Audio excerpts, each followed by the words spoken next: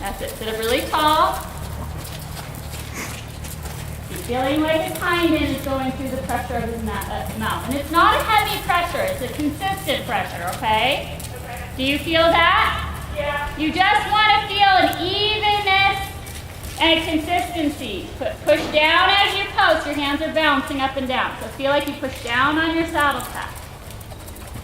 That's it. And then when he gets a little bit resistant, just plan to do a little more bending either way, outside, inside, to help him just move his body so he's not too straight.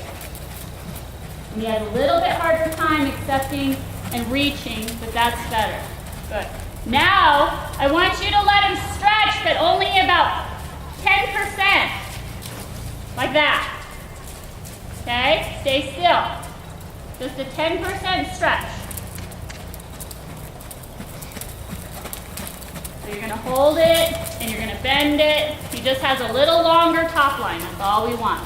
Just to give him something else. Keep pushing from the hind end. Because there I could see him really drop out behind you with his hind end. Okay. So keep him pushing to the stretch. Big, slow post with good energy. There we go. Big, slow post. Keep pushing through the turn.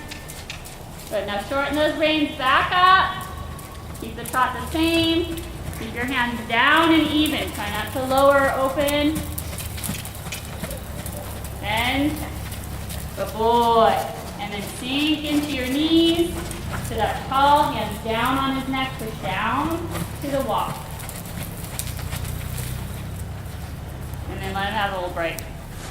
So what I found, okay, I only saw him really do the head up thing be really bad one time over there. Yeah. Like he started that way with me. Yeah. Just, what are you doing? And I'm like, nothing. I'm just gonna sit here. Okay. But you got it better right away, I think, but it still isn't. I know you could feel when you could feel that, where you're like, whoa, he comes right here. Yeah.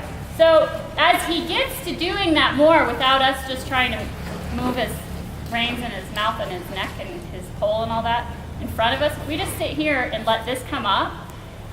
He'll get stronger over that area of his body and under your saddle, and he'll have more of a reach toward the bridle.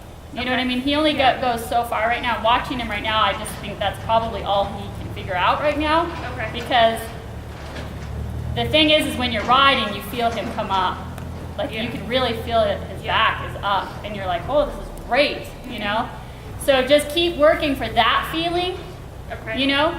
Because that's the area that'll get stronger, is him pulling himself up underneath you toward that contact. Okay. And that's because you're getting a better connection from back to front when he's pushing forward into that feel here. Okay. And so just keep practicing for that feeling, because then you'll find that the actual picture frame of his body will improve as he gets stronger up here like that.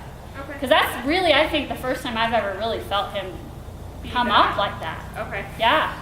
And it took that long, and then I was like, wow, okay, now you're starting to connect. And because he's coming from behind that way, he's holding himself up now, instead of just kind of getting, kind of here, and then us getting his head down. Yeah. You see what I mean? Yeah. So let him walk for a second, then we'll canter together.